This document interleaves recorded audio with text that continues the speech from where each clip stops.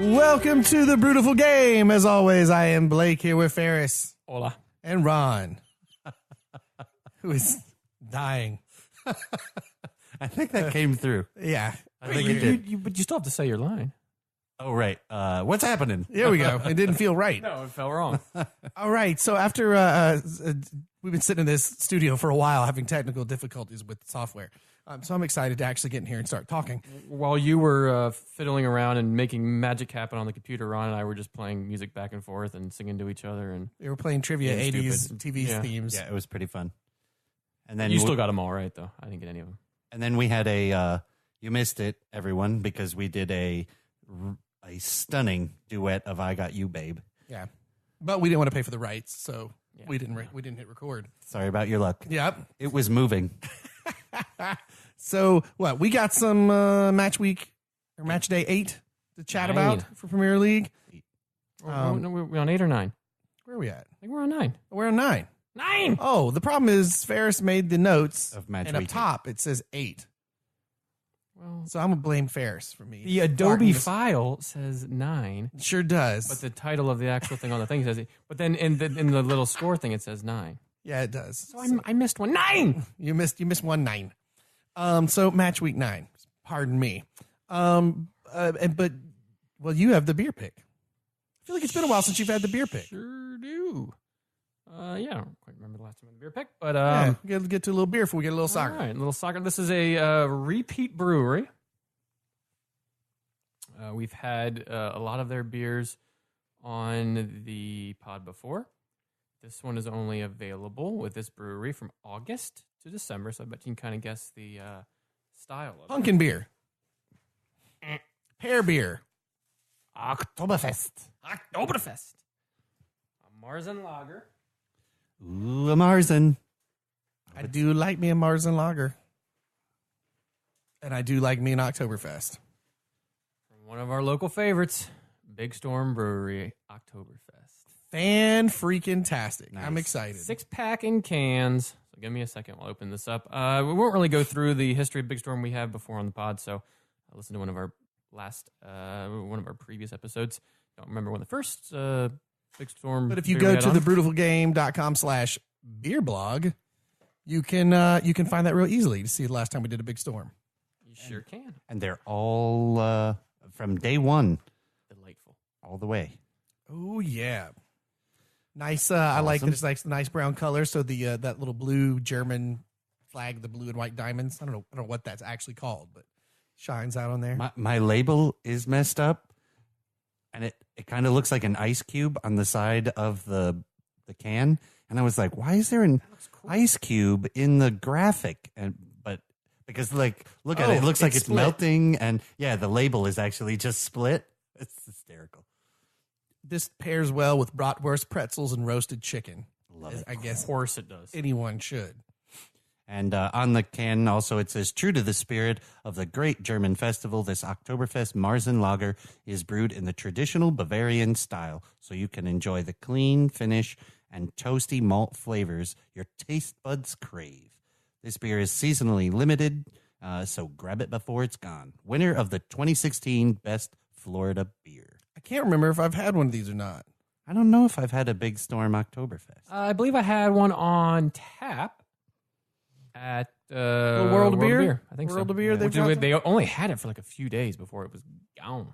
Yeah. And these guys are located. Are they Clearwater or St. Pete? Where are these guys? They are mainly Pinellas County. They have one of their main ones is in Pinellas. Is That's their, in Florida. For those of you who don't, I believe it's brewed also in Tampa, but one of their brew pub type things is in Pinellas. The other one's in Pasco County. This is fresh too, because the bottom of the can for me anyway says 9/18/17. That was like Yep, so does mine. Boom. 6.4% alcohol by volume.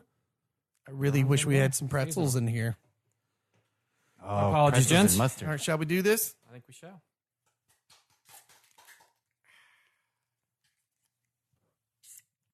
Straight into my traditional German dimpled mug. Oh man, that smells so good. Man, this Yeah, time of year, It's definitely a traditional Märzen from the color aspect. A lot of the Oktoberfests are lighter, even though they're called Märzens. But this is definitely the right color. Oh, man. I love this time of year. Oktoberfests, pumpkin beers. We haven't gotten into any of those this go round. Look at that fun. Yeah, I got some good head retention. Yeah, you do. Yeah. Boy. All right. Ooh. Cheers, or Prost, I guess I should say. Prost. That's not fair.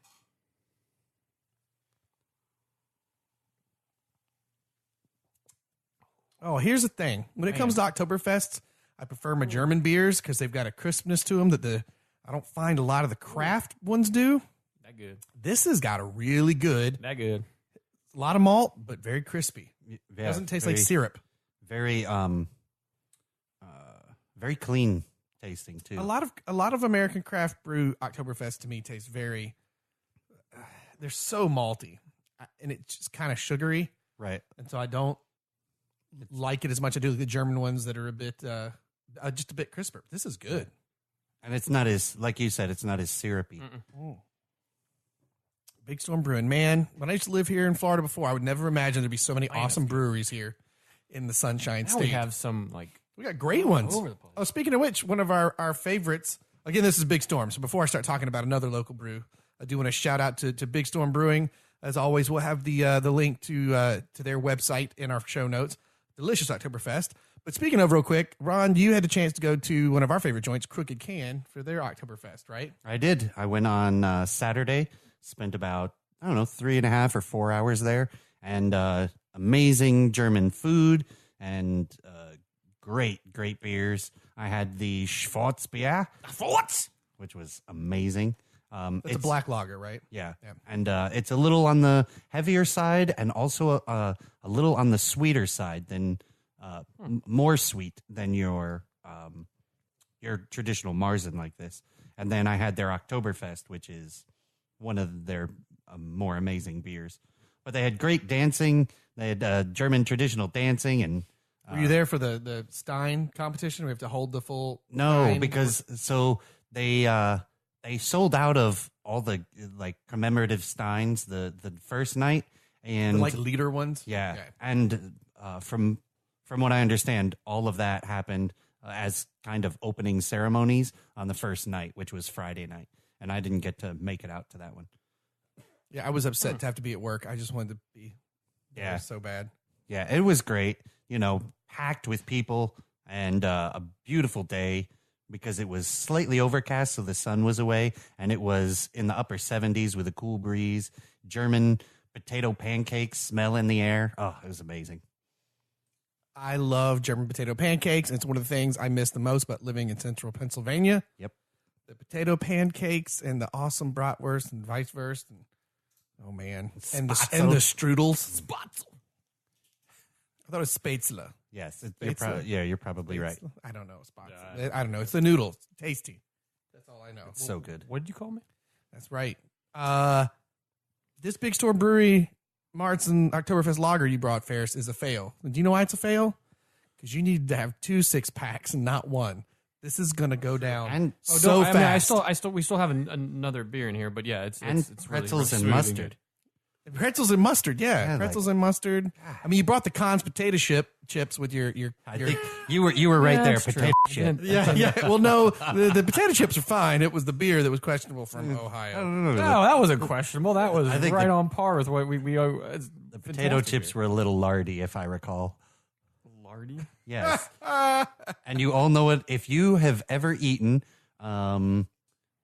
what is it? Potato strings inside Oh of. yeah, the little can. The soups inside, and stuff. yeah, you know that like We had one of those lardy as a kid. taste to Yep. it. That's what those taste like. The same thing that the crispy fried onions in those cans taste. Yeah, they were no Gibbles Red Hots. Those are the Oh. best chips in the world. We're just doing yourselves up. This is our new podcast, Chips Today. like. Munchies review. Munchies review. Get yourself some Red Hot Gibbles. They're amazing if you can get them. They're all in Pennsylvania. This beer is not going to last long. This is delicious. It's gonna go. Get you some Gibbles and a pot of neck throat bone. No. What was it? On like a pot of neck bone. And a friend of mine who is from Southern Virginia, very near where I grew up, North Carolina, out of nowhere the other day, she said it's on like a pot of neck bone. I was like, you got to find Ron Ferris and tell them I believed you. I've believed you the entire time. That is a legit saying from back home. I have heard it with my own ears. On the 95 corridor between Virginia and North Carolina. It's on like a pot of neck bone. Speaking of which, being on like a pot of neck bone, match day 9 for the Premier League. Ferris went out of his way to write some amazing taglines. Great tagline, headlines, whatever you want to call them. So for our first match, Brighton Hove and Albion against West Ham. Brighton Hove 3 over West Ham, and the headline is the Seagulls help drop more shit on Village. I put that in just so you can bleep your own self out for a change. Oh man.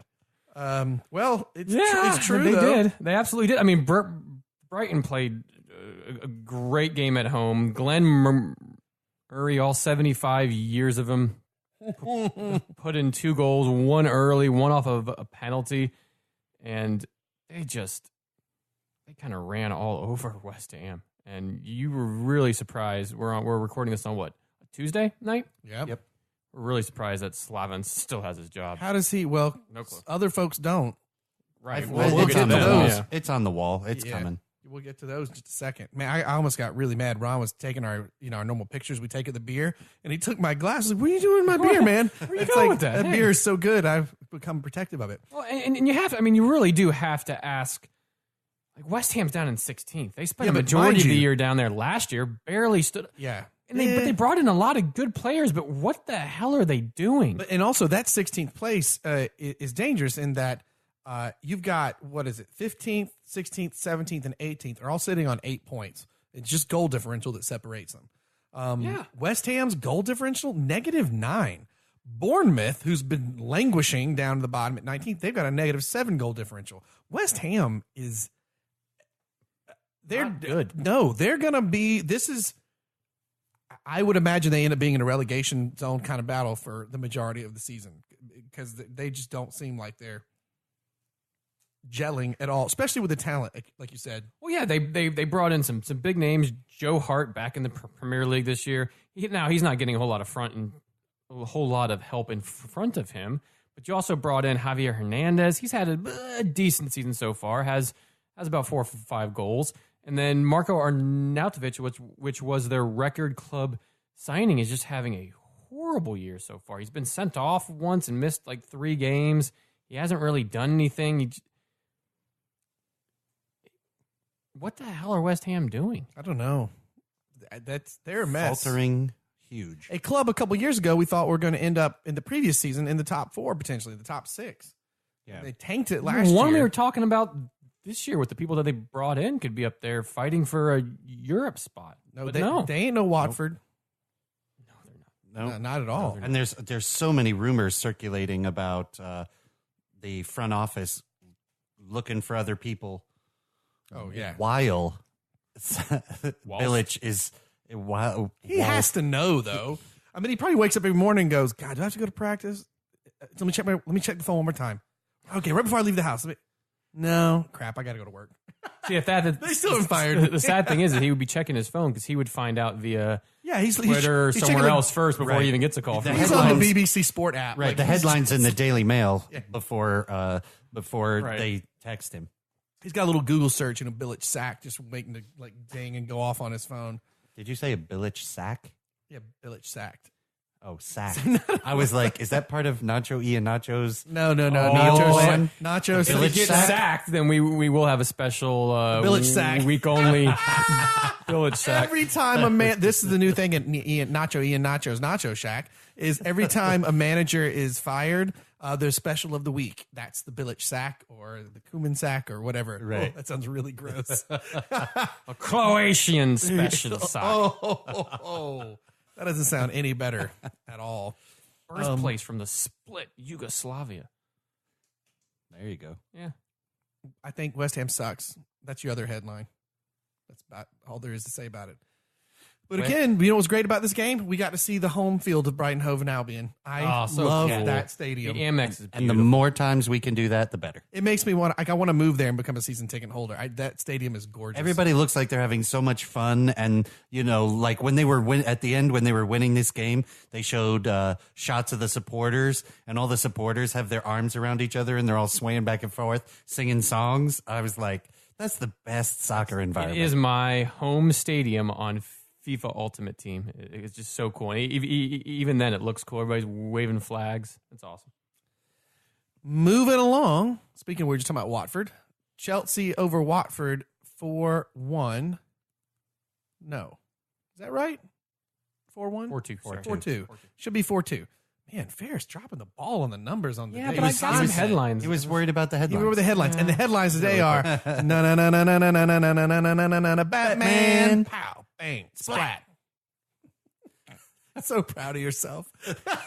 I had to do the punching in the air while you guys said it. And he says that because Michy Batshuayi puts 2 past the Watford keeper.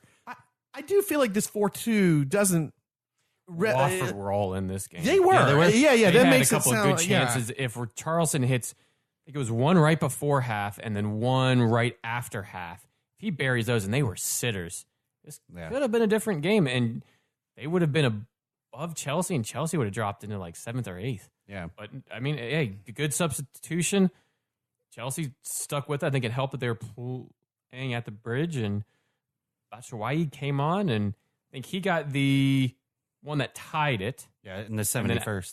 Cesar Azpilicueta, better known as Robin, got the No, the game Cesar winner. Romero was the Joker in the Was he? Batman Yeah, show. but he can't be because he's No, he not can't the be. enemy. No, right. I know, but his name is Caesar. Oh, okay.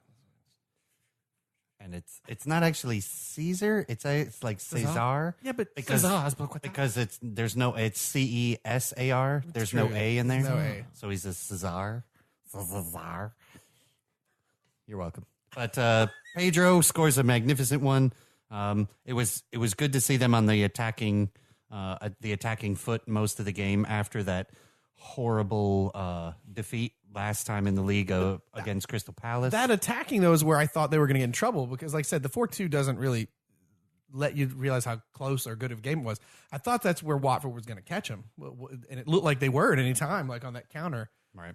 This was a fun match to watch. This was a great match. And again, you guys still need N'Golo Kante back in the squad. Yes. He makes a huge difference for you guys in midfield. Hazard looked better in this game. Looks like he's starting to come back from his lengthy, was it an ankle, knee? Ankle injury. So once he gets onto form, Morata, this was his first game back from being hurt right before international break. Yep. So they came good in the end, and once they start to get a little bit more people fit, you could see them make a push. Yeah, I agree with you completely about the N'Golo Kante. It's just so obvious when he is not in the match. He controls that midfield. Lester would agree with you. Yeah. He controls that midfield like no one else. And it's incredible when he is not there how much buildup other teams have and can go right through midfield and make the attack. And what's so impressive about him is he's not like this big Pogba character or this 6'3" Matic center back. Dude's only like 5'8" and just looks like you see him on the street, you think like just a normal dude walking down the street, but you can control games like nobody, like big games too. Yeah. Like He's Makes it look Man easy. City and against Arsenal and against big teams. You're absolutely right. There's a huge gap in there when he's not in the. he is a titan in the midfield. It's incredible. But we win, so I'll take it. But despite the loss, I say Watford still looks serious, and man, be cool to see them go to Europe.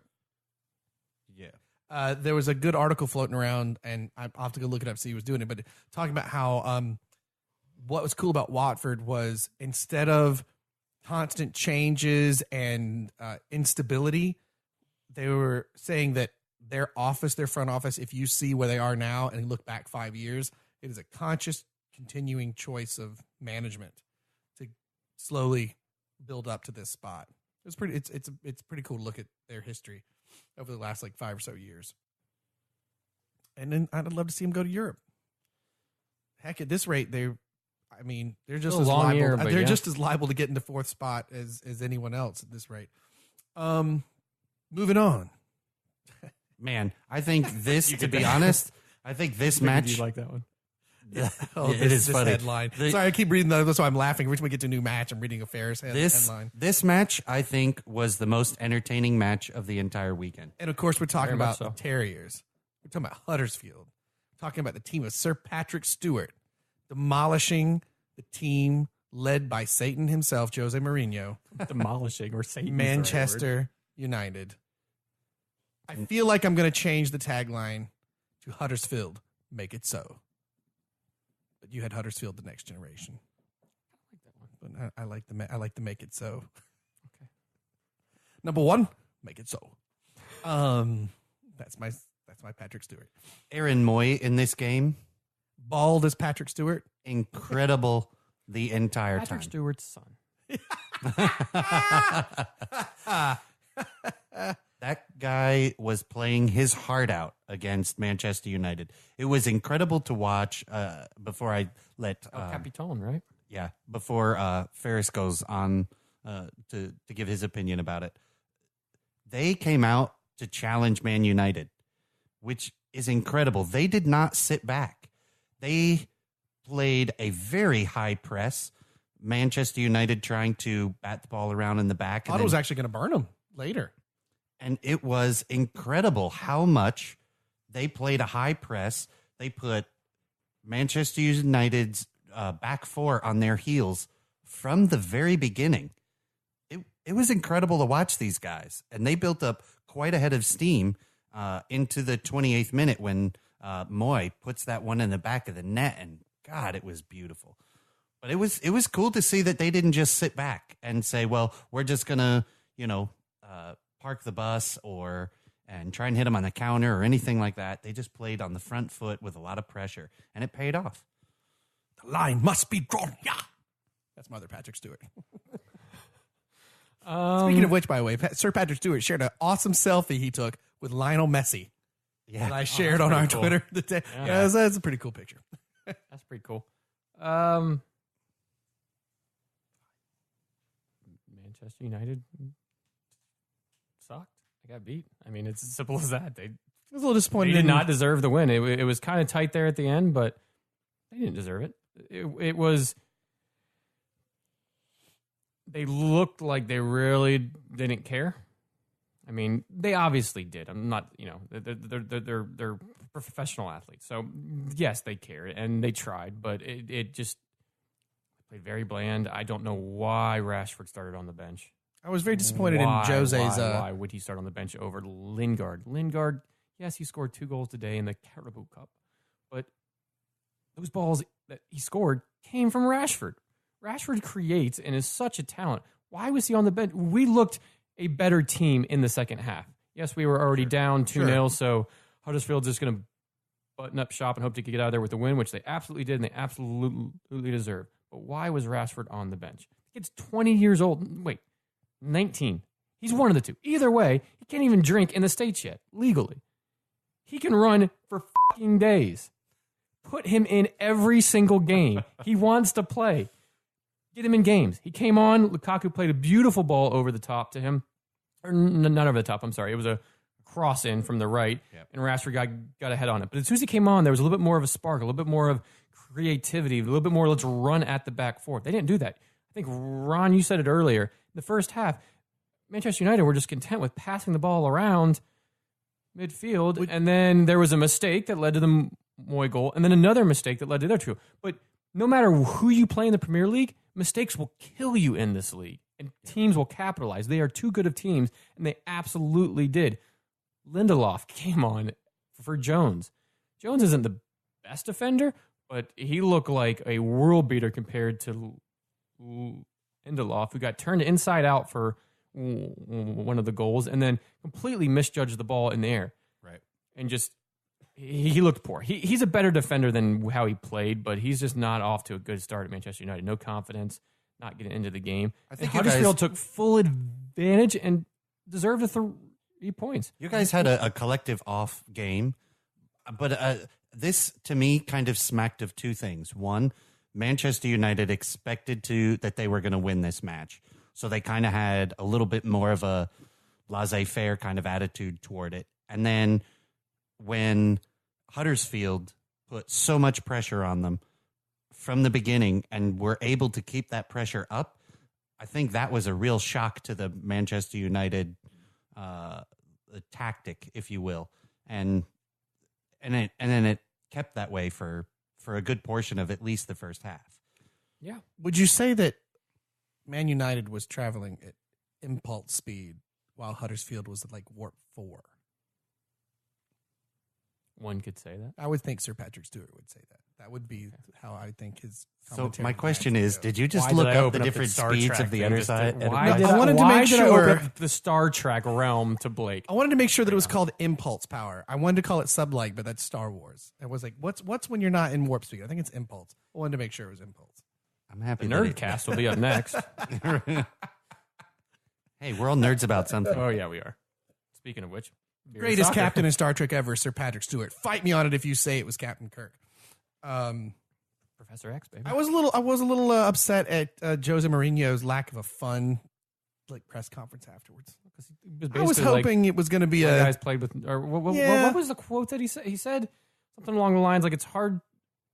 I have to look it up. I don't know. And by the way, yes, Ron, I did find a chart that actually lets you know Brilliant. that if they were traveling at warp 4, How fast that is.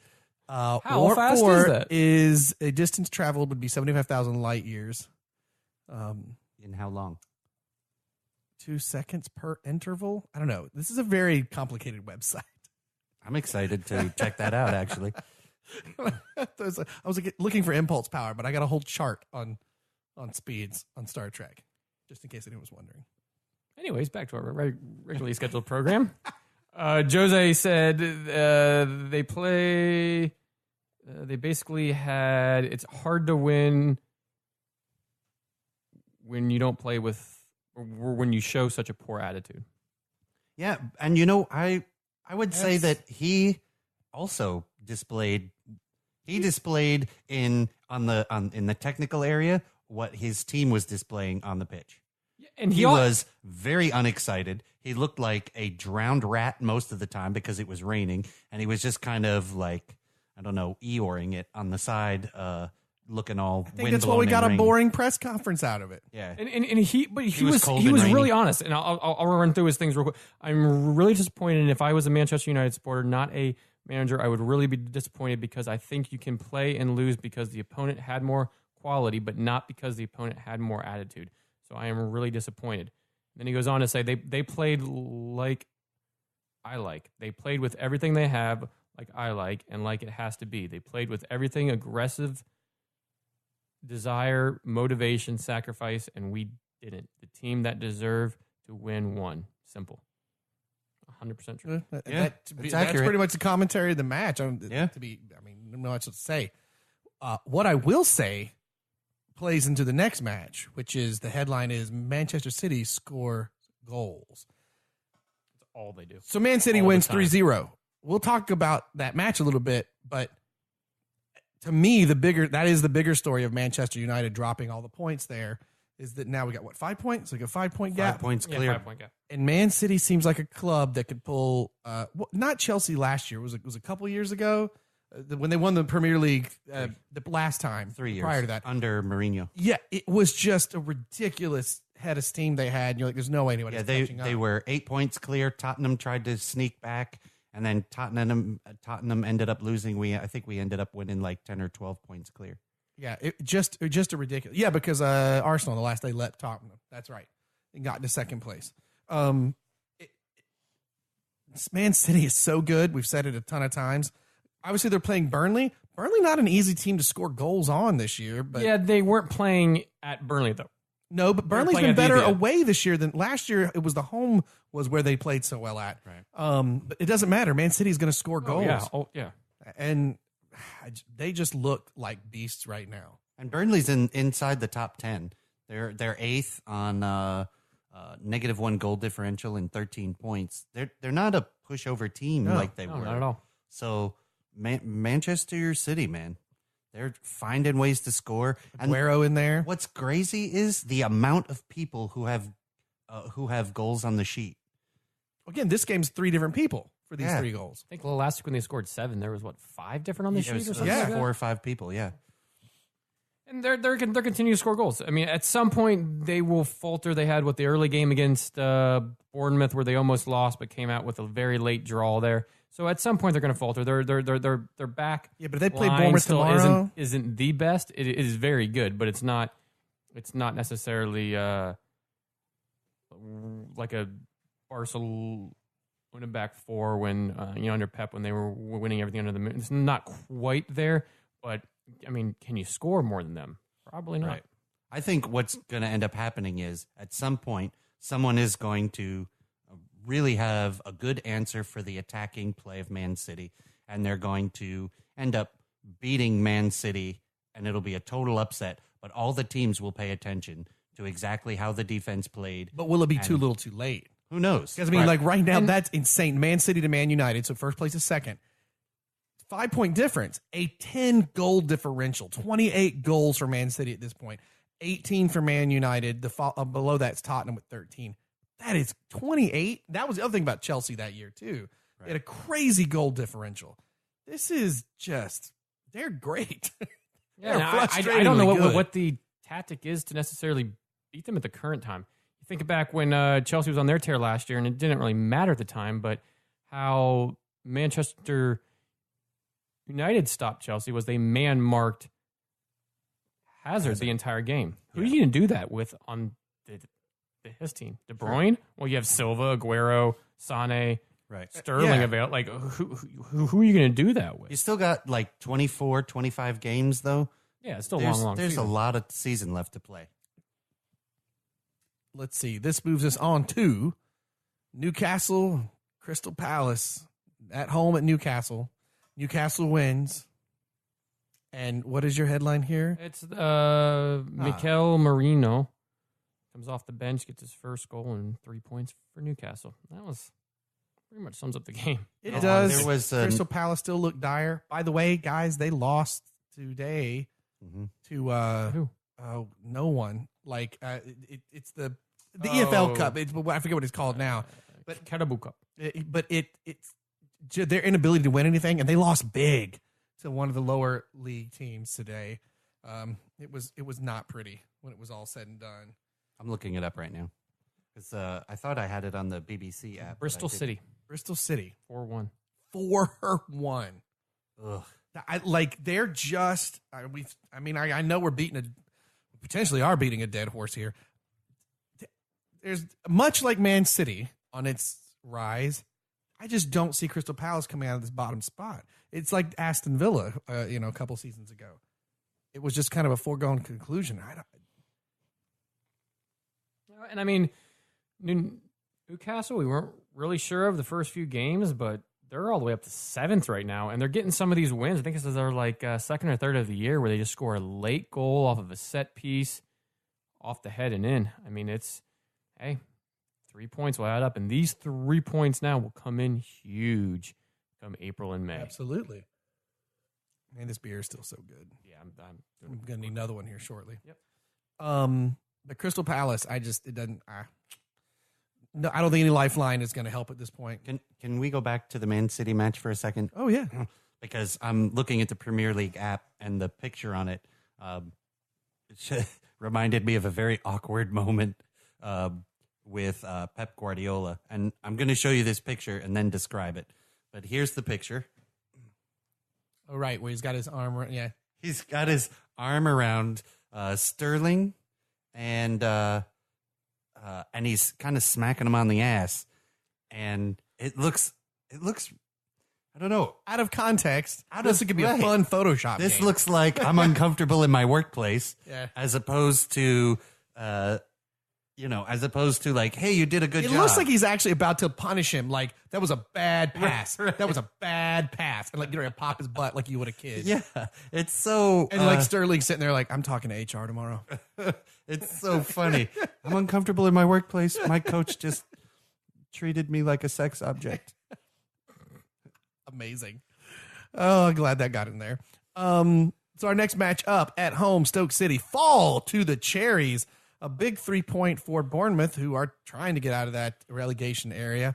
A Stanislaus penalty is what puts them over, kind of back-to-back with their first goal at the 16th minute. And they just managed to hold on. They let one goal slip by from Stoke in the second half. But the Cherries managed to hold on. And appropriately, the headline for this one is Up the Cherries. Because we all have a soft spot for Bournemouth, as Ferris is wearing his Bournemouth kit right now. Yeah, that was a pretty good match to watch even after the penalty in the 18th minute, because Bournemouth were still trying, and they didn't really sit back until, I don't know, like this. They didn't start really sitting back until the 60th minute in the second half, and then they got scored on in the 63rd, and they kind of changed their tactics back to pushing a little bit more instead of playing kind of the park the bus prevent kind of defense. And correct me if I'm wrong, but under 21s about a week and a half ago, Callum Wilson got a hat trick, and then today scored for their EFL Cup match, and he is back in the Premier League for this upcoming weekend. I think it's for this coming weekend. I know he's on his route back, and that's going to be a big difference. He should be back soon. I thought for a second there he was. Because he played with the first team today. I thought for a second there he was in this game, but obviously it's the he was on the bench in this game. That's what I was thinking of. And came on. Oh, yes. He was on the bench. He did not. He did not come in, but he came into the EFL Cup match and scored today. But a good win for the 19th place Bournemouth over Stoke City, who is currently sitting in 17. 17. Ooh, not good from Stoke. And on I gotta minus tell you, 10 too, and which is really surprising because normally Stoke teams are very defensive. Yeah, they're very stingy. What let the penalty was a Ryan Shawcross, just bad tackle, just not that it was necessarily dirty or anything, but just went to ground early and he didn't need to. Not good. No, that's the other thing. He didn't need to. He had help from other defenders, and he had him running toward the end line with no real Where are you going? no real outlet. And so that's one of those things where you've got to train your defense to have the presence of mind to not make rash challenges like that. And Shawcross wouldn't know that. I mean, on Monday tape or whenever they do it, he's going to be he knows himself. Yeah. But this is a good match for Bournemouth because while they've had a very rough start to the season, they have so many teams. They have 7 points. They have so many teams above them that could easily trade places with them. Swansea, West Ham, Stoke. So this is a good year for a team like Bournemouth to struggle or to kind of just catch their because footing a little bit here. Because other clubs are in a similar boat, and so I think if they can start getting better results and a more consistent result, then they're going to climb out of that basement if they can. I feel good, because I'm still feeling good about between them and 19th place and 10th place, right? Yeah, 10th place. It's only 5 points. So it's going to be real interesting to see that's 2 wins over. It's going to be real interesting to see. And what's even more interesting right now is all 3 of the newly promoted clubs are within the top 12. Yeah, which is awesome. Pretty darn cool. They could all 3 scoot by. Possibly. Well, still a long year, and you can drop. Sure. You can drop a ways, but I got to tell you, they got plenty of folks under them who are having troubles. Mm-hmm. So, speaking of that, our next match, Swansea City at home lose to Leicester 2-1. Leicester, by the way, if they hadn't pulled out this game to actually get those 3 points, they were still sitting in the relegation zone. This got them out of it. So Leicester, another one of those teams, and struggling. Really the own goal in the 24th is really the only reason they were up. They didn't, there wasn't. It wasn't like they really deserved this match. They played okay. But the headline there says it all. Magical Mahrez pulls 3 points out of the hat for Leicester. he created both of these Yeah. goals. Yes, it was an own goal, but he worked his butt off to save the ball from going out on the byline there. Came in. Everybody kind of stopped because they were like, ball's out of bounds. No, you keep playing until you hear, until the ref makes the call. And all the better players do that. That's how Manchester United scored. That ball for Lukaku was going out. The end. He saves it. Exactly. Yeah. The cross. And he saved it, put a cross in. It was kind of, it was a cross or maybe a shot. And Fernandez didn't necessarily do anything wrong. He was just trying to head the ball away and just headed it right into the back of the goal. One of the things that happened. And then the second goal was a kind of a ball over the top to Mahrez, and he just one-touched volley past it right back into the center of goal. And Okazaki just, all over it. So you kind of wonder, where would Leicester be without Mahrez still in the squad? I think he won the game last week, right? He Sitting won it just above Crystal Palace. Right. No, they're still not the best, but he does a lot for them. He creates a lot. How long does he stay there? Do you think he, do you think he lasts the year? B, if he does last the year, do you think he stays for next year? I think he probably lasts the year. It's really hard to I mean, he's not as big a name as he was, coming off 2 summers ago. So he could go in January. Be curious to see where he goes in January. I guess you could kind of see him maybe go to an Arsenal. Arsenal's been eyeballing him for a while, Maybe, so yeah. I could see the offer going out. I mean, I could also see him.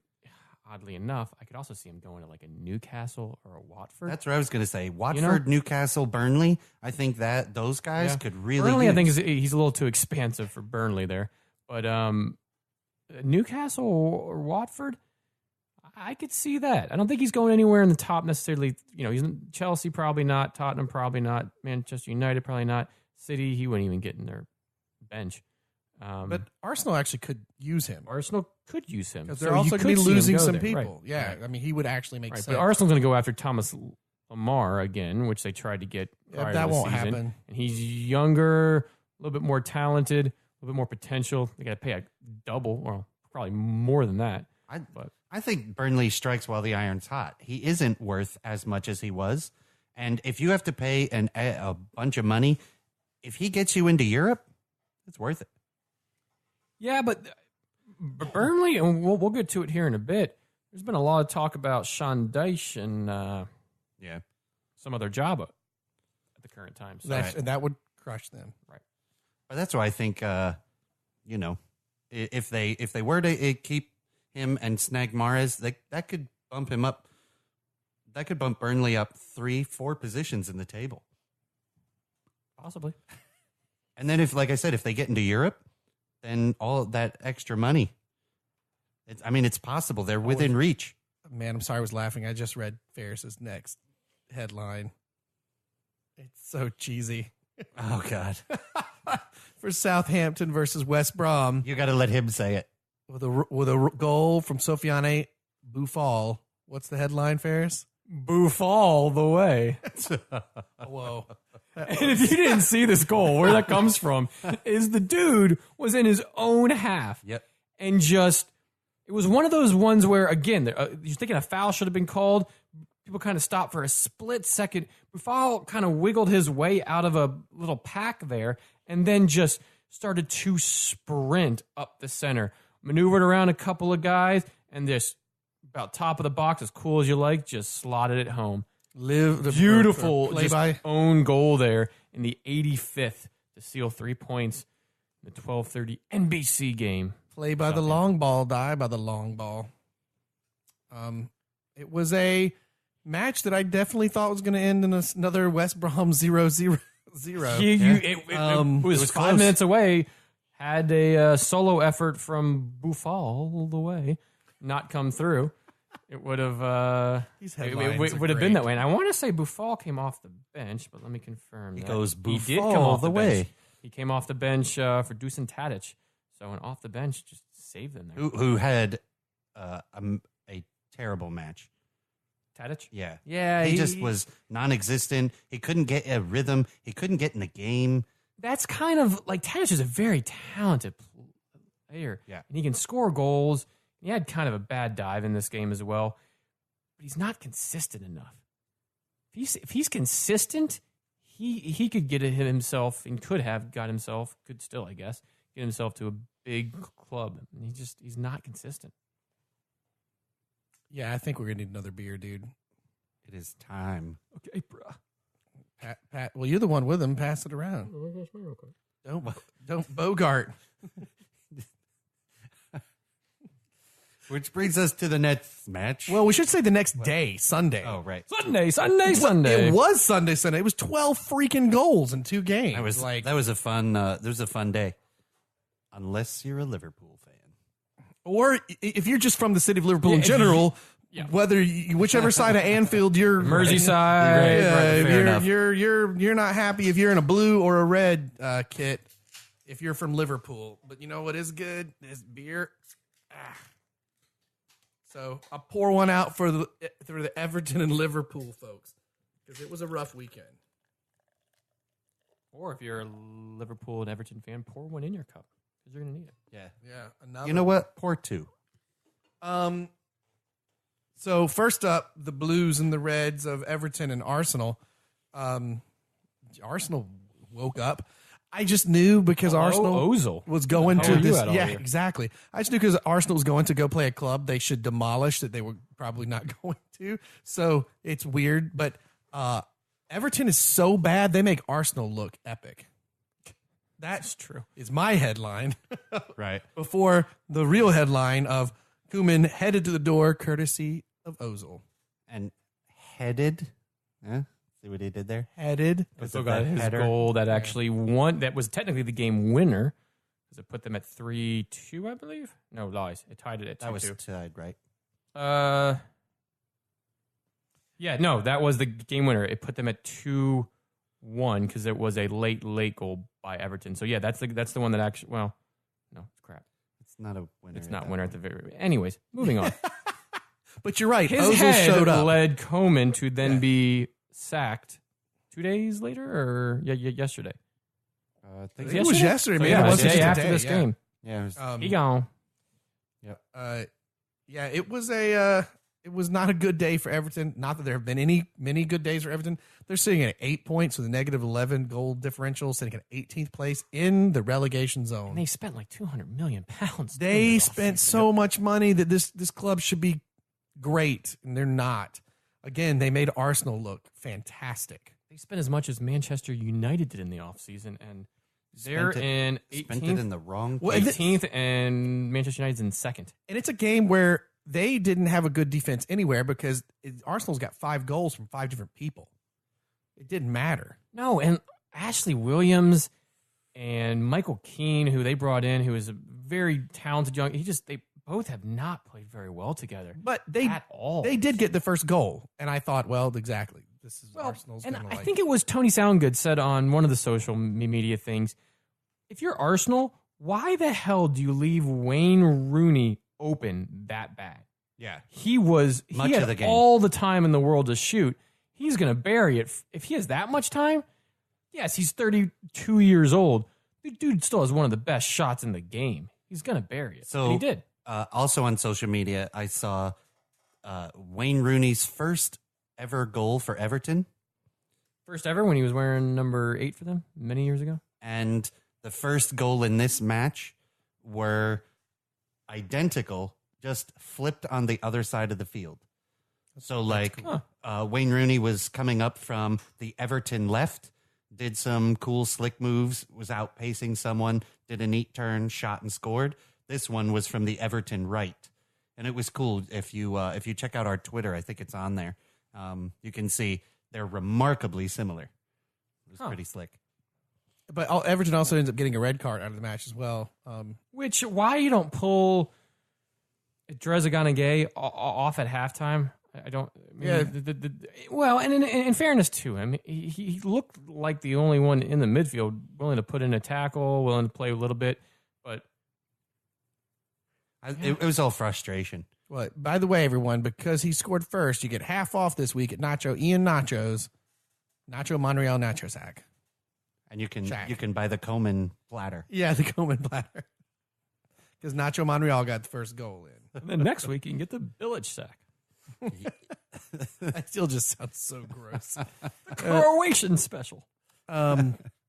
Yeah, Arsenal, though, they look good, but I don't know. Do they really look good, or does Everton just look awful? A little bit of both. Yeah, I think that's a little bit of both. It was nice to see Ozil show up, like you said. Yeah. Lacazette back on the score sheet. Sanchez back on the score sheet. He had a lovely goal very, very late. Yeah. But we'll see. I mean, Arsenal, they're still sitting at where? 6th? They are currently at 5th. Which is better than they were last week. So, hey, better than it was. Yeah, They need to do this consistently.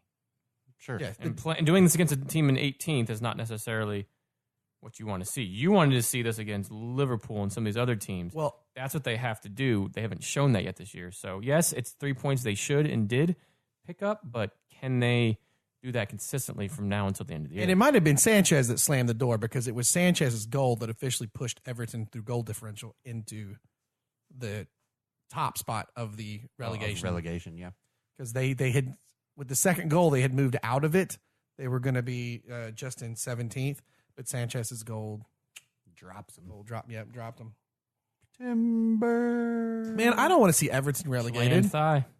Because I got to tell you right now, what Everton's being played, or the way Everton is being run as a company, the business, I don't want to see them relegated, because they also could have a very hard year in the Champion League.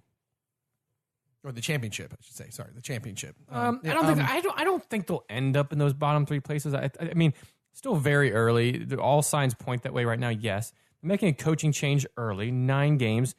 They haven't announced anybody yet. No, right? there's. I mean, going back to what we were talking about a little bit earlier, Sean Dyche is I think the odds-on favorite. If you're at Burnley, you don't let him go. yeah. And why would you want to go to Everton at the current time? I don't think you want to, because you may get there and still not be able to salvage this. Right, and Burnley's in 8th. Everton's in 18th. You got a shot at taking Burnley to Europe. I would take that. I mean, At least keep them in the top 10. That's a great season for Burnley. And you're God in Burnley right now. Like you take him out, Burnley drop instantly, guaranteed. Oh, He's that big. Because who are you going to bring in to replace him? I don't think they'll let him go. So I mean, Everton. There's been some talk. Who were we talking last week? Like Ancelotti, you could bring in, maybe. I don't know, his name is fun to say. Carlo Ancelotti. Yeah. Well, David Unsworth. Thomas Tuchel, the old Dortmund head Also coach. a fun name to say. Very good. David Unsworth, the Everton under 23 manager, He's is the interim right now. See if he can pull a Craig Shakespeare. Maybe. And he's got a tall task coming.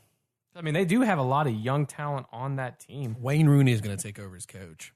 Player coach.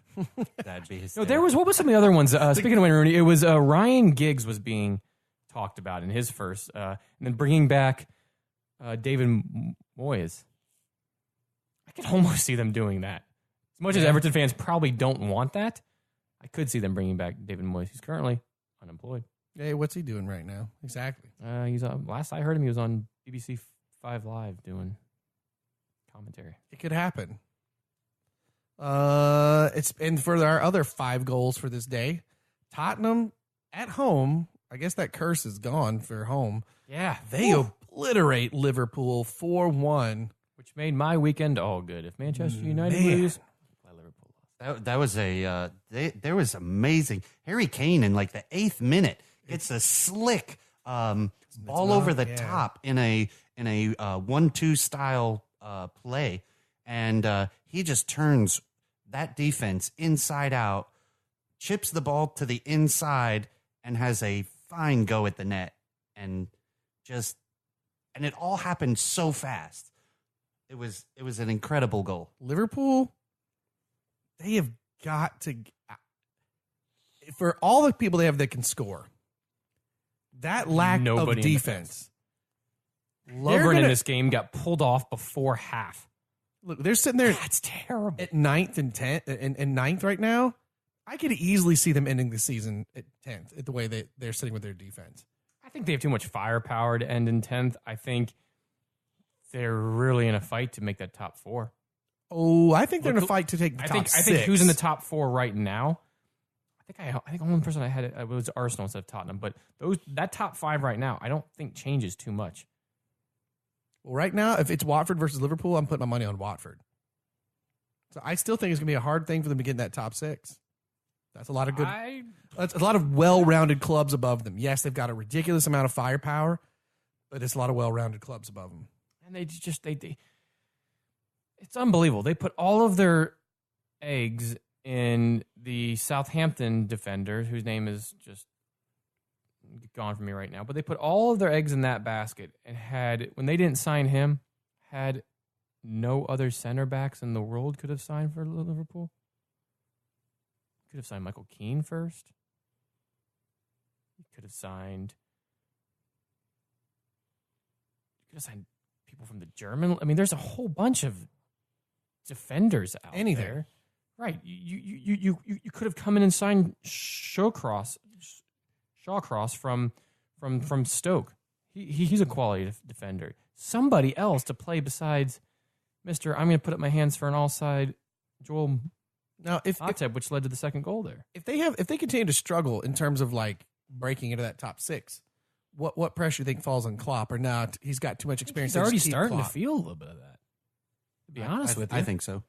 I think he's feeling that mainly from the English media, which can be harsh, but his team's not performing well in the Premier League, especially with like you said, the firepower they have, how they looked in the beginning of the year in the Arsenal game and some of these others. Not good. I mean, this was. They got destroyed by Tottenham. I mean, he'll make the season. I don't think he'll get canned in the season, but you can see him in an off-season move potentially. And there was an incredible save. Or maybe he's going. Does anybody want to quietly hire me to get me out of Liverpool? Get me out of Liverpool. Hugo Lloris had what could be the save of the year to this point in this match. He's kind of off his line, out of position. Coutinho curls one to the absolute stunning part, which is of what the Coutinho does. Top right-hand corner of the net. And you're like, oh, this is a beautiful goal. And Lloris, with his go-go gadget arm, he is at full stretch, catches it on the wrist and bounces it out off the post and out. And that's He's one of the best shot stoppers in the game right now. But that is a goal that scores 99.9% of the time. Yeah. Every time. Every 60% of the time it works. Every time. One of the things for Tottenham that I think really opened up the game here, and you haven't really seen a whole lot of them so far, but had a great year last year. He had a goal in this game and I think another assist. Son Heung-min. Yep. Whenever he's in there, he gives defenses give them something else to think about. Now you have Kane, Ali, and Min just piling at you. Nice goal by Dele Alli. Right. So he hasn't really showcased all that much thus far, but I think he really opens up the game for Tottenham and allows them to play some of this expansive soccer that they did all of last year when they're starting to win games by 3 goals and they're beating teams 5-0 and 3-0 and 4-0. I think he just kind of opens up the fences a little bit. He opened up a bad defense, but still. And in this match, it is evident how technically calm he is, even at full speed. Harry Kane, his goal in this game was incredible. Harry Kane slips 2 defenders. A third one comes to close him down. He puts a brilliantly weighted cross in front of him, and Song just at full stretch doesn't even take a touch. I mean, it is flawless where he puts this ball in the back of the net at full pace, and a beautiful, beautiful shot. He's a talented kid, and if they keep going like this, they have the potential to give Man City a good run for it. All in all, Tottenham Kane clops Liverpool at home. Oh, sorry, I didn't get your headline. Tottenham Kane clops Liverpool at home. I'm going to disagree with Ron on this. Okay. I think Tottenham is this year's Arsenal from a few years ago, and that they will frustrate their fans by having opportunities but never quite eclipse. I don't think they're going to catch up with Man City. I think that I thought that at the beginning of the year, and I didn't have them in my top 4. This game, I think, did a lot for their confidence. They won big at home against a big team on Sunday, the premier game. Say what you want, buddy. It's return of St. Totteringham's Day. They got to do it. Didn't happen last year. It did not. That's why it has to happen this year. I don't know. I think they're gonna keep the pressure on, the top 2 or 3 spots, without question. Well, they'll find out this Saturday. Staying healthy and all that. This Saturday, 7:30 a.m. Wake up early. Yep. Manchester United versus Tottenham. That's going to be that should be a firecracker of a match. 2 and 3. Mike Rashford will be on the bench. You better not. Oh my goodness! So this moves us out of the Premier League into the MLS. Actually, not the MLS. It's just MLS. I know they hate the Major League Soccer. It's time for the playoffs, y'all. So Playoffs! let's just talk about how dumb the playoffs are. How dumb are the playoffs? Hey, Blake? whoa! because, and here's what I mean by that. And I saw a great article talking about this today, and some people complaining about it on Twitter. The turnaround time from the final match of the season to the playoff beginning is too short. Tomorrow? They do all this build up to get to your playoffs, and then Playoffs! God, I just need to get that on a button that we can Yeah, see we at any totally time. do. I don't understand it. Like, I just don't get it.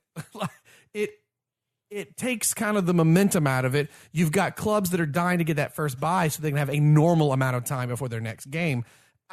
I don't. It's those American playoffs. That's how we do it. But I just don't understand why not just give the week gap at least? Like, I don't understand why pushing this forward to get no matter the way you shake it, you start a few days after your last game or you start a week later, you're still competing with the NFL. Well, but what's weird is their Eastern and Western Conference semifinals are played on Sunday and Thursday. Yeah, it's weird. Which is both days the NFL has. And so again, so why not play your games? This argument about why not play your games when it happens is stupid. On Friday night. Right. This is what we talked about. Yeah. When the last time I said, why not do the games on a Friday night? Yep. Because, look, these days, the modern world, the people aren't Monday to Friday folks, right? You could do a game on Friday night. You could do, and then the second, because there's 2 games on, there's 2 games tomorrow night and 2 games on the 26th. So you could do 2 games on Friday night and then 2 games Saturday afternoon at 1, because most college football games, big games, don't really start till 3:30 or so. Yeah. Right? You have the noon games are Minnesota and St. Mary's School of the Blue Pine and Deaf there. You don't really have teams that are premier. You have your Ohio State and Penn State starts at 3:30. You have your your big team. So why not do it that way? But starting at 3 days after Sunday? If you played on Saturday or Sunday, you had a short turnaround into the playoffs. Here's where I agree yet disagree. You don't play any matches on a Saturday. Not one. Because if you are going to watch college football, you're going to do everything else you need to do.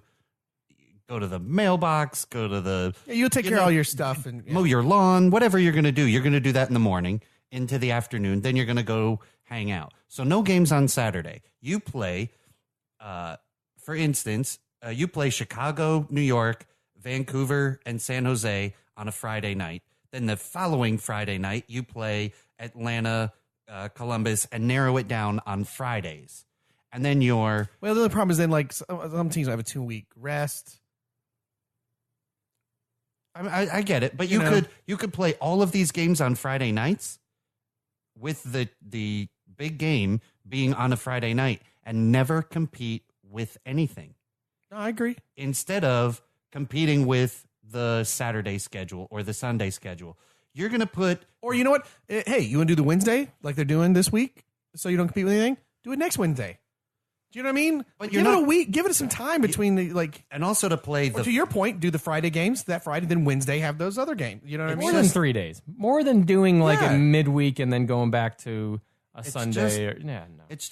It's like, hey, we've played this long season and we finally took some international breaks. Oh, but now we got to finish the season real fast. Hey guys, You speaking of, you remember you talked about this before, and Blake went on a rant about adopting the FIFA schedule around the rest of the world. You guys are like, do you guys remember that? I didn't complain that much. No, you were like, Blake with the bad weather. That's how I remember it. I remember it that way. Well, do you guys know a guy named Winalda? You heard of that dude? Eric Winalda? Yeah, he's going to run for Sunil Gulati's place. Yeah, you heard his platform? Yep. You bunch of bitches. His platform was, his main thing is he want to push the MLS to the FIFA international schedule. I was like, you're my president. I'm voting for you. No, I don't have a vote. And his argument, you bunch of whiners, when I was talking about this, was that we start in crappy weather in March and end in crappy weather in November. So I don't care about crappy weather. I would rather start in August, deal with crappy weather in the middle of the season, and end with beautiful weather in May. Boom. Blake was right. I just wanted to point that out. Eric Winalda said so. I still don't know if you go with that. I think... No, I think you do. Eric Winalda. Who are you, Ferris? You're not Eric Winalda. No, you're right. I'm not. At all. Absolutely not. No, but Ferris is on the board of St. Mary's School of the Blind and Deaf, which is why he keeps plugging that. It was, I don't know. It's just I don't, it was a saying. Like it was, anyways. I like that he's defending it. The schedule just still blows. Right, but I think you keep it the way it is because in the summer, you're only competing with baseball. And we all know that's a dying sport. It just is. Sorry, baseball fans, but the stats no, say and believe me, I watch Rays games and I take good naps to them, and they're all of my best great. Friends are baseball players. No, it's not the sport that it was. And when you're playing game 77 of a 166 game season, unless you're a diehard baseball fan, you're flipping around come a Saturday afternoon, a Sunday afternoon. If the MLS is on, you're not really competing with a whole lot. So I like the summer schedule. It's good for all of the cities. It's hot, yes, but I think you have to somehow figure out how to shorten the games and not play 30-some games and try to end the season sometime in September or October. How you do that, I remember we were trying to figure it out on the last pod. I don't exactly know, but you shorten it. It made it harder this year with the international breaks, but cut back on 5 games per club or something just to scrunch it. Because I feel like right now, especially for those teams like us that were out of it, it was kind of like, oh, the MLS is on its last weekend here. Yeah, that's right. Yeah, but they're not going to cut the games because the stadiums the teams need the attendance. Yeah. They need the money. So Eric Ronaldo was right. You're still wrong. I feel like it. Listen, if he does that and it works, I think you compete more with what you don't want to compete with at this current time, which is college football and NFL. The 1-2 sports in this country. You want to compete with the third and below. But you know where they disappear. The last 2/3 of the season when things get really excited and you can get people in on the playoffs, and that true, which is why you would try to end it in September or October. Late September would probably be ideal. Yes, you have college just starting, but you can still sneak in a Sunday there, a Friday there. You can still sneak in some of those. It's gotta happen. Then if you do it and the schedule remains roughly as is, that means you're starting at the end of January. Because we don't start to the middle or end of March. Mid-March. So, okay. Why not? I'm not arguing with you. I'm just giving you what would end up happening. I understand why it's in both places. My biggest gripe with the entire schedule is, that's not true. It is my biggest gripe. I had to go back and think about that for a second. The fact that the playoffs are so rushed really sucks. And I think no matter what you do, you have to fix the playoff schedule.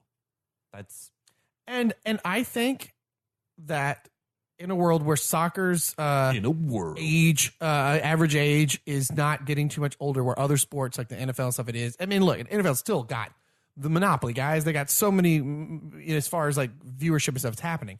But soccer's growing, and at some point you're going to just have to say, screw it. We're going to put it where we want to put it, where it fits with the rest of the world or whatever. And let's just do this. Let's go head to head. We've got room to grow. We talked about it today over dinner that more and more kids. It's shocking when I have a friend that I see on Facebook or whatever that has their kid in a football program. They're all in soccer programs. It's only going to grow. Let it grow, man. And I'm just I'm being selfish. I want to watch the final Premier League day, and then I want to watch the MLS Cup that evening. Like, that would be awesome. Right now, if we're being honest with ourselves, realistically, where does the MLS land in the order of sports here in the U.S.? So NFL's first. That's easy. Yeah. You're college. I think we have to go pro because I don't know. I mean, no. I'm saying it's 1 and 2. Well, no, I just mean the college. I don't know, dude. I mean, college football is a weird thing. Is huge in this country. Regionally, it is huge. But if you live in if you don't live in an SEC but where state, now? I mean, you know what I mean? Like where? I mean, it's big across every state. San Diego State plays exciting. They're in the top 20. Oregon. Teams in Florida International plays exciting games. I mean, you kind of go all over the map. So I think it's still number 2. I think probably the NBA is number 3. MLB, NHL, and then I think you get to the MLS. You're talking like the 6 sports. So while you're still trying to grow the game, I say you try to compete with those bottom 3, and you leave football as best you can to on its own until you continue to grow the game. If you have a kind of what we're seeing is what you were saying is a downswing of the younger age getting into soccer and not getting into baseball or hockey or the NBA. Yeah, it's something like the under 8, right. The percentage, and granted, it's still higher numbers, but the under 18 percentage of people into watching in the NFL and Major League Baseball. There was a report out today, a Market Watch, actually marketwatch.com, someone did it. Is less than Major League Soccer. And the article says, now it should be noted, the viewership is a drop in the bucket compared to the size of the NFL or whatever. But their point was that you're fool. It's Market Watch, right? It wasn't a sports article. Their point was, if you want growth, because the other ones are not growing, as it were, as it was. And that right now the two that were growing the most were MLS and Premier League Soccer. And the other question is, how is the U.S. not making the World Cup this year going to affect that? It's yet to be seen. So I'm back and forth on that. Yes, because the U.S. is not in that. I think that it'll be harder to attract new fans because the hype won't be there. However, I think the coverage is actually going to be way better than if the U.S. were in it.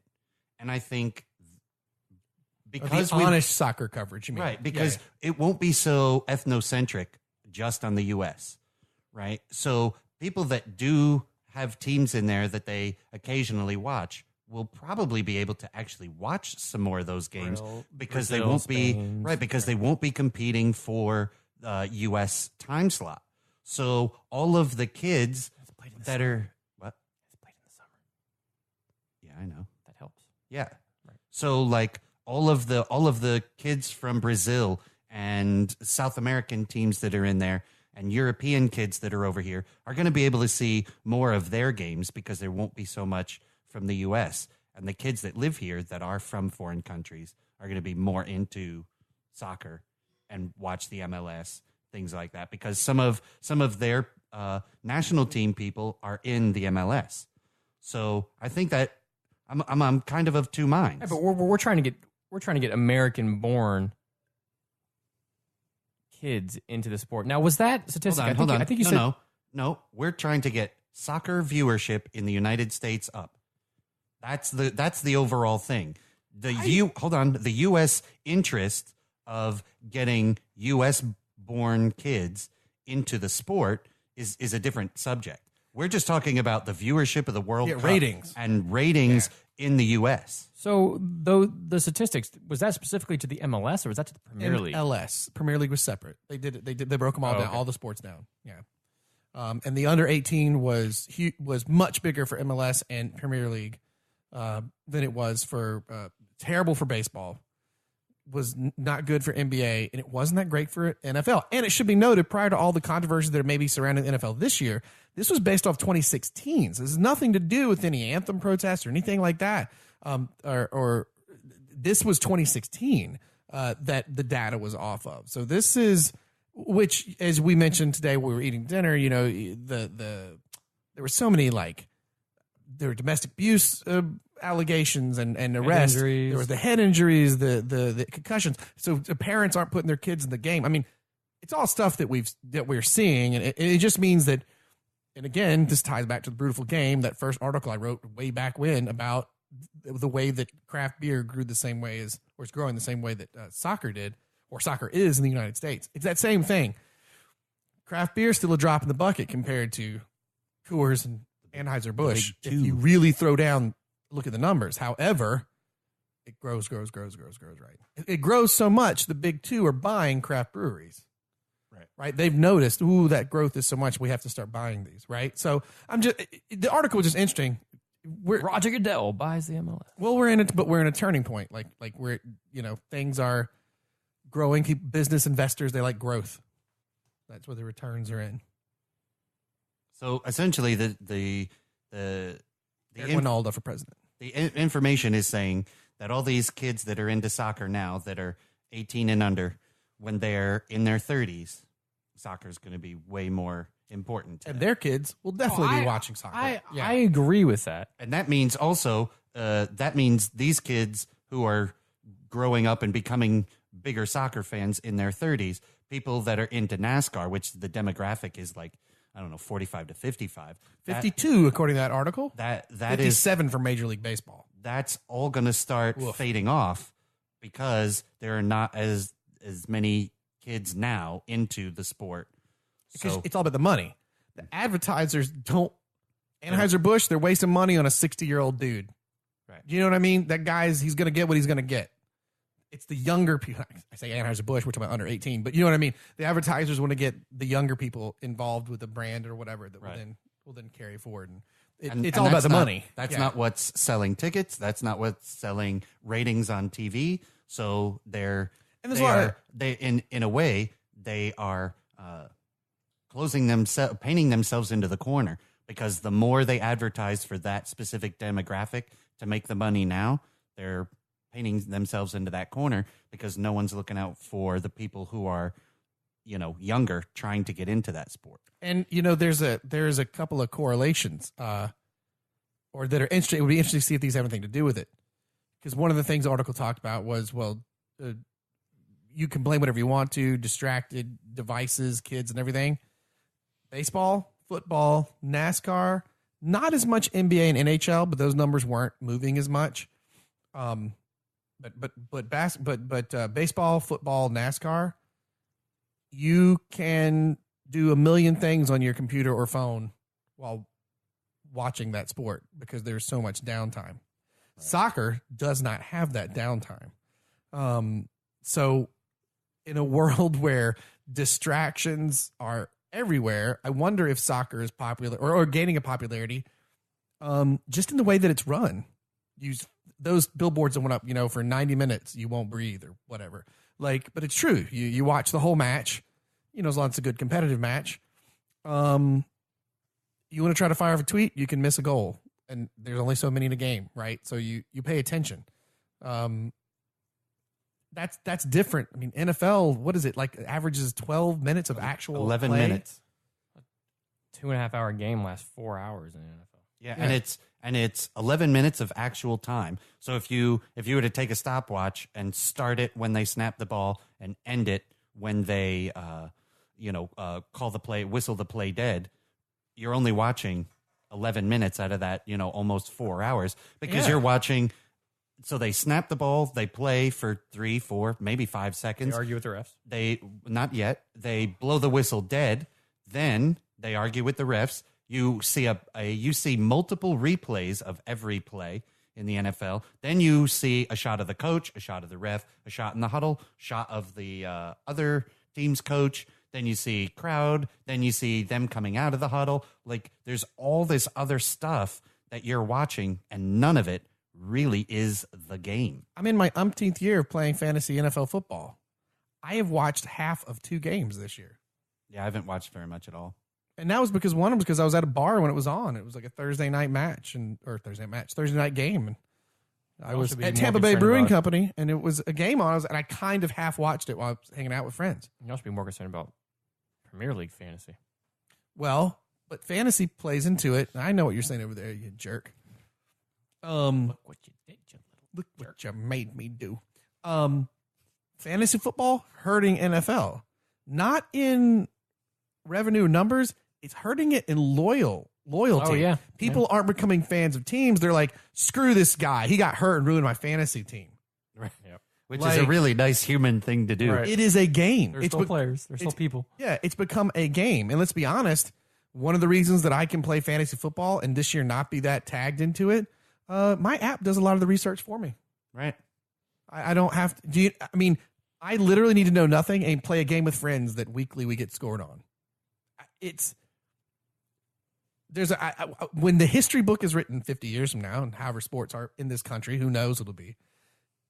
I feel like if NFL has a decline beyond whatever controversies on the field or off the field with whatever, I feel like fantasy football is going to play a part in that somehow, because it disassociated people from actually having teams they followed and rooted for to, I'd rather just watch, the red zone so I can see every one of my guys if they score or not. Yeah, it kind of waters it down for you. Yeah. It's just this kind of amoeba that's a game.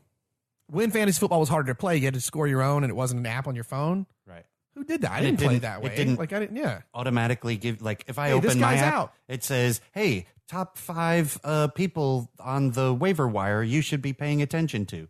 And to be honest, I don't even really go after my NFL fantasy all that much. I look at it on Wednesday, and I make sure my lineup is good. And then I think I look at it sometime Monday. And then I'm bored. I don't really go after it. If it wasn't for the group of people I was playing with, I wouldn't play it. Yeah. And it does. You disassociate completely from your own team. I grew up in North Carolina. I'm a Panther fan. But you get just and half the time I tried to draft major players from the Panthers that may or may not be smart to do, just so I continue to stay invested in my own home team. If that makes sense. It's going to be interesting in the years going forward, just watching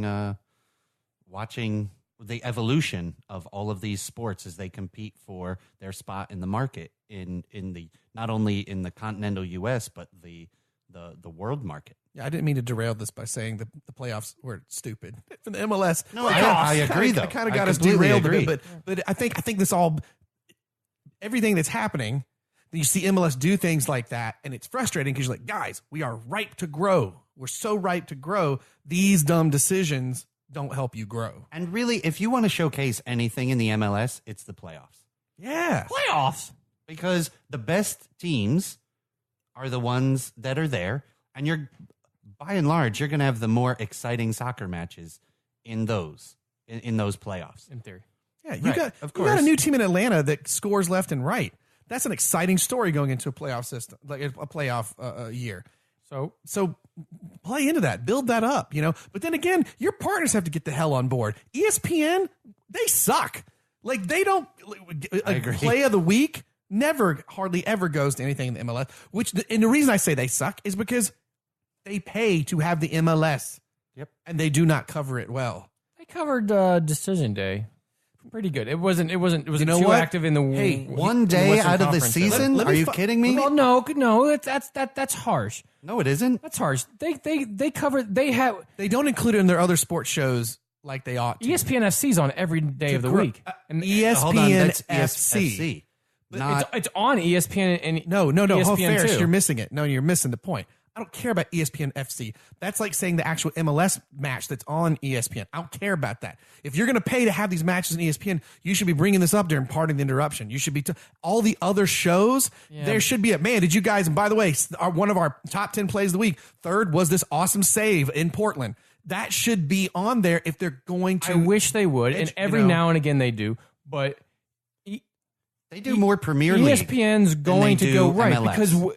Because why would Stephen Screamin' A. Smith go for the sixth sport in this league to talk about? It's not going to get them any sort of. It's. I get why ESPN doesn't do it. Do we wish that they could? Yes, They can. They absolutely can, but you're not gonna get the same viewership and the same. I don't agree at all. No. But I'm not talking about. No, we're not talking about changing the whole part of the interruption to a soccer show. Not at all. We're saying that. Hey, one story. They do occasionally. Yes, they. If there's big news, a big coach gets fired, something along those lines. Yes, they do. And then because no people that watch soccer watch that because they don't ever talk about soccer, everybody else watching it goes, "What are they talking about?" Don't watch it. I mean, I don't watch part but of I'm saying- well, I do watch part of the What's interruption. the point of paying for? That I'm saying is like, what's the point of paying for the MLS if you're not gonna- like Fox does a But far they still do. better They job. They pay to air a game a week. They have good commentators on. They have good studio show. They have Max and Hurt, and they don't have, advertise the game that they have. They do. When? And you know what? Do. They they advertise the Sunday game of the week. Yes, they do. It's like once or twice in the week. Right, but again, you're not going to blow it up like Monday Night Football with a Monday Night Football countdown and all of this. And several You're times you're they not going have- to do that yet with the sixth sport in this country. They're just not going to do that. So it's continuing to grow and it will get better. But I don't think ESPN is necessarily one because when ESPN just laid off a whole bunch of folks not too terribly long ago. You're supporting me here. They're making poor decisions. But the ESPN And they FC hired the staff- Barstool guys but and the fired them after one episode. But the ESPN FC staff really wasn't hurt that much. They still kept a lot of their commentary talent there. And you just said something to me that is a problem. ESPN FC. It's still owned by ESPN. No. But much like I love whenever they would interview Phil Rollins and say, "Why did you call it Orlando City Soccer Club? You're from England." He said, "But this is America. In America, they call it soccer. It's got to be part of the culture." I even think calling it ESPN FC is a dumb idea. Yeah, but I mean, we're not going to split hairs at this point No, right no, now with but that. You know, like they still provide good content. Good, I'm not saying they don't. They talk the MLS. They talk the U.S. men's national team. Yes, they talk Premier League. They talk La Liga. They talk all this stuff. But it's a five day a week, 5 or 6 day a week because they start on Sunday and it airs on ESPN or ESPN2. Is it in the 5 o'clock time slot? No, it's not. Is it in the 8 o'clock time slot? No, it's not. But it's still continuing to grow. They're doing okay with it. I'm not saying they're doing great, but I think we're expecting a little too much from them at this point. Fox Sports is doing more with it because that's one of their premier sporting events that they have on Fox. ESPN, we all know, covers NBA and college football and Monday Night Football. They're going to hit those major 3 sports all the time.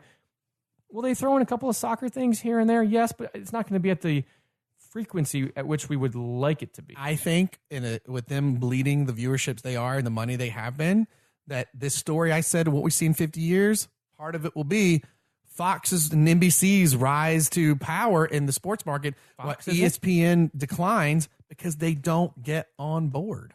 Fox just look at it. The Champions Look League. at it this way. The Turner Sports.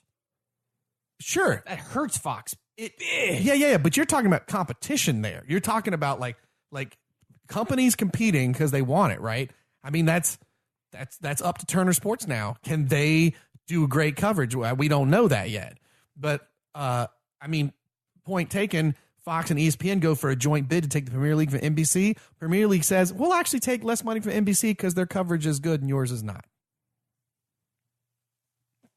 So, and by the way, I found that article on Market Watch. And I do want to say this real quick. By Jason Note, I don't know, sports with the oldest and youngest TV audiences, just to give you some perspective. Major League Baseball, average age in the year 2000, 52. Average age in the year 2006, 52. Average age in 2016, 57. That's rough. Let's see. This is the Olympics. 45 in 2000, 50 in 2006, 53 in 2016. Just to give you some comparison. College football. Average age in the year 2000, 47. Average age in 2006, 48. Average age in 2016, 52. It's creeping up there as well. NFL, average age in the year 2000, 44. Average age in 2006, 46. Average age in 2016, 50. It's a jump. Major League Soccer, no number for the year 2000. Average age in 2006, 39. Average age in 2016, 40. So they've not moved the needle very far. NASCAR's rough, 49 in 2006 and 58 in 2016. The only sports worse are horse racing and the PGA. That makes total sense for the PGA. But this is an interesting look at like the demographics of who's watching what, and I think that will play greatly into the 50 years from now story of wherever sports sit in the United States. Not if we keep missing out on the World Cup. Come on, ladies. Right. 100% of that. Yeah. Real quick, just roll through some of the MLS matches and who you guys got. Tomorrow we have Chicago Fire versus the New York Red Bulls. Who you guys got? Fire. Red Bulls. I believe this is just one game apiece, and then they go into they go 1-1 and then 2-2. Yes. I think so. That's the other thing. It's weird. Yeah. They got to get in a single elimination. I just. I'll take the Fire as well. We also have, same night, we have Vancouver versus San Jose. 3 versus 6. San Jose being the 6. I'm going to go Vancouver. Yeah, I go Vancouver. Breck Shea's going to make everybody in Orlando mad as he gets to walk into the playoffs. I'm going to go San Jose, actually. All right. The next day, the 26th, we have Houston 4 and Sporting KC 5. It should be a hell of a game. That's going to be a tough one. On Uno Mas. I'm going to go Sporting KC. Let's say Houston. Sporting KC. Yeah, I agree. Atlanta versus Columbus, 4th versus 5th in the East. I go Atlanta. ESPN 2 on the 26th, 7 p.m. I go Atlanta. Atlanta. Yeah, I mean, their attacking side is going to be so excited to be in the playoffs. I'm going to be a jerk. This is not to any of our Atlanta listeners. This is me being frustrated at Columbus's situation. I want Columbus to win and win the damn cup because of the situation that they're in. Yeah. That right now, I'm a big Columbus fan. I want to see them win and go all the way. This whole crap that they're dealing with, moving the talk, is a whole nother thing. But the whole save the crew, this is a mess. And they did it to Ohio over the Browns. You guys are selling every game. We know the Browns aren't that good, but you sell it every game. So we're going to get rid of your team. Columbus Crew isn't quite doing that or at the current time. Their attendance has been quite poor. And I was just there, last year? Great stadium, good atmosphere, but you need to show up there. It's not that far out of the way. It's in Columbus. Like, it's not like it's in a surrounding town. To up this thing and move it to Austin. Oh, it's ridiculous. Orlando City's club was originally in Austin. Said, you know what, this isn't a good place. Texas already has 2 teams there. Yeah, they had 2 MLS teams, and football is huge there. American football is huge there. Right. So Orlando City said, or at the time the Aztecs, what they were, right? Yeah. So then they moved to Orlando, and boom, they become an MLS club. Move that shit to Utah or something. I don't know what they're gonna do. But they you've already got a Salt Lake club in Utah. Okay, just do something else. New Mexico. Mexico Aztecs. You have a team. There you go. Boom. Done. I will unfortunately go with Atlanta only because they're playing at home. Yep. And I think their attacking side, they're going to have something to prove because it's their first year and they're in the playoffs, which is what every team goes for. Their attacking people are going to be out and hunting in numbers. I don't disagree with you guys. I just want the story to be that Columbus goes all the way. That's fair. But I don't disagree with your assessment of Atlanta at all. I think Atlanta is on fire right now. And that's our first round games. It's too damn confusing to figure out who they'll play next in the second round. So we'll cover that after these rounds of game. But again, Western Conference, Vancouver versus San Jose tomorrow night at 10:30, which is Wednesday night, the 25th on Uno Mas. You have also in the Western Conference the following day, the 26th on Uno Mas, 9:30 p.m. Houston versus Sporting KC. In the Eastern Conference tomorrow, you have Chicago Fire, New York Red Bulls, FS1. That's the Eastern Conference. And then Eastern Conference on the 26th, 7 p.m., ESPN2 and Uno Mas. Atlanta versus Columbus. Uno Mas actually has all of these games. Also, MLS Live is on all these games. Or these games are all on MLS Live. They got to improve coverage, too. That's the conversation. Uno Mas's coverage is actually pretty darn good. Yeah, I just don't like... No, but not everybody has access. That's Right. I really hate that guy who pretends to be the guy who says... But he doesn't... you did it more excited. Hold on, he goes You're like welcome. this. And so-and-so passes to so-and-so, and this happens, and then this happens. He takes a shot. Goal! That's it. He just did it.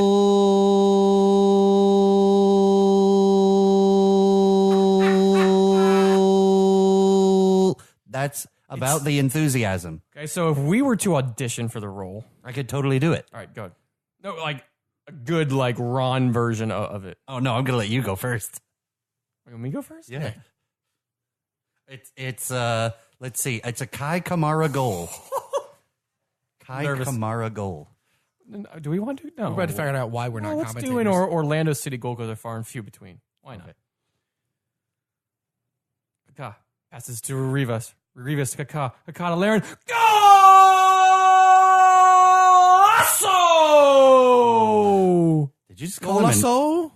I thought he just called him an asshole. Golazo? Is that what you were saying? Golazo. Golazo. Well, you jerk! You made me go first. You guys go. Didn't you do any better? Blake's up. I already did my impression. Okay. You know, you did somebody else's impression. Right. But I You didn't do spawned your all right, impression. fine. All right, so we're in the 5th minute of extra time. This corner kick, probably the last thing is going to happen.